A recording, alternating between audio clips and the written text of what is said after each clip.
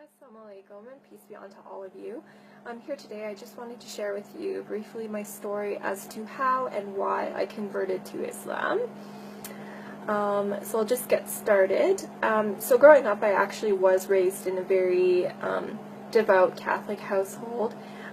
Without fail, my parents used to bring us to church every single Sunday. We used to practice all of the holidays and celebrate all the holidays and the religious sense. My parents would fast on Fridays. I actually went to Catholic school my entire life, so definitely very well versed in the Catholic faith. But the one thing I will say is, even just growing up, I did know a lot about the faith, but I was never really brought to think about why I was particularly doing things, or you wouldn't really think very deeply into theology particularly. And it was after the fact, when I finished high school and I started going to post-secondary education, like college, university, that was when I finally actually started thinking a little bit about my faith. Maybe it was the rebellious sense in all of us when we finally become somewhat independent and we want to be our own person, but definitely it was a little bit more than that. I remember, just going to school after the fact, and it was the first time in my life I was actually intermingling with people that were not of the same faith group with me, just because, going to a Catholic school, all my friends were Catholic. I was a good girl. I never really went out a ton, so I can't say that I really had a lot of friends outside of my faith group. But when I actually went to college, university, I actually for the first time interacted and met, Muslims as an example, and it kind of made me think about my faith in a greater sense. Like, I remember, just going to church and thinking, for the first time in my life, like, we're not supposed to be worshiping idols, so why do we even have,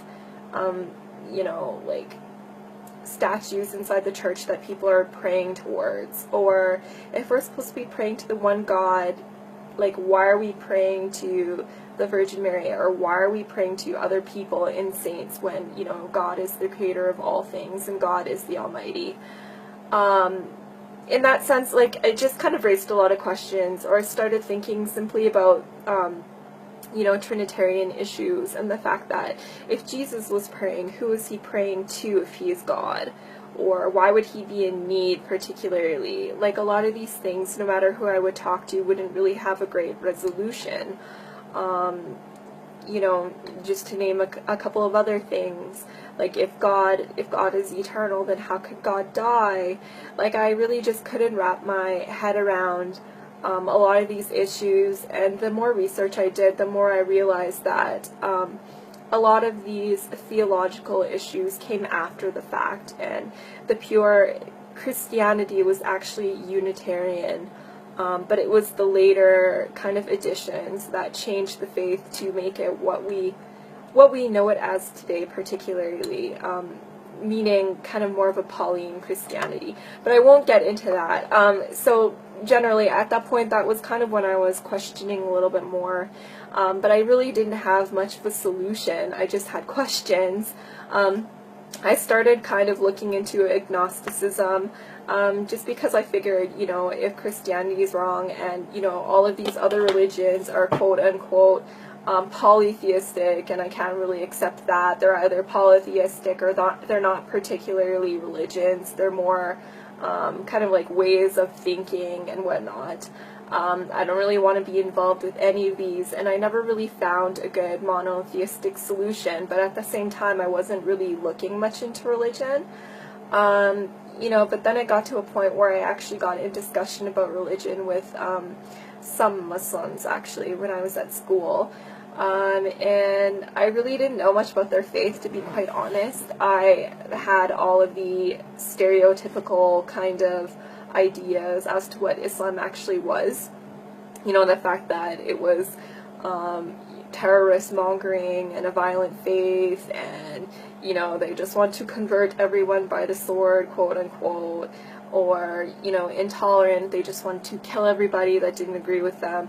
You know, very, very shallow kind of ideas as to what this faith was. But the more I kind of started asking questions about it, the more I was kind of finding myself strangely attracted to this religion, basically because of the fact that they believed in the existence of the one God. They believed in God's oneness. They believed in God's eternity, everlastingness, you know, but without all of the mental confusion. It was just, you know, basically belief was broken down into the fundamentals, and it was something that everyone would be able to digest without actually having to do any mental gymnastics. So long story short, I started looking a little bit further into Islam, not really wanting to particularly accept it as my religion, but still attracted to it nonetheless. I started taking a religious studies course where I actually was able to look at Islam from an unbiased, kind of scholarly perspective, and again, I found myself kind of being attracted to it because of its, you know, rationality.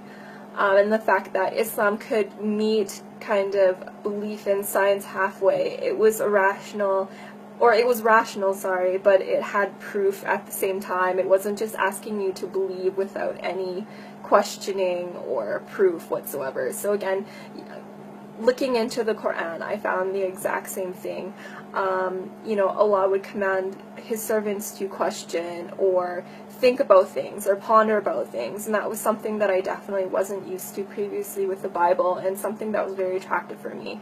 Actually pondering and meditating about my religion, you know, it kind of gave me some kind of peace in my heart that I was really, again, becoming very attracted to, but again, I wouldn't accept Islam as my religion until I was entirely sure about it.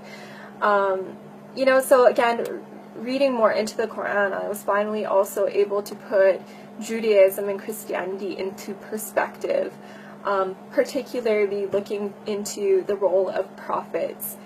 Jesus is seen in Islam as a prophet and not being divine. And again, if you look at the Bible from a Quranic perspective, you'll see again all of these proofs in the Bible. The fact that Jesus, peace be upon him, attests to the oneness of God, and never anywhere in the Bible does he ever claim divinity, simply. You know, so reading into the Quran, it was slowly kind of answering questions for me. You know, when I would bring up all of these horrible arguments that I would see online and whatnot, to people of faith that were actually well versed in their religion, you know, I would always find some kind of resolution.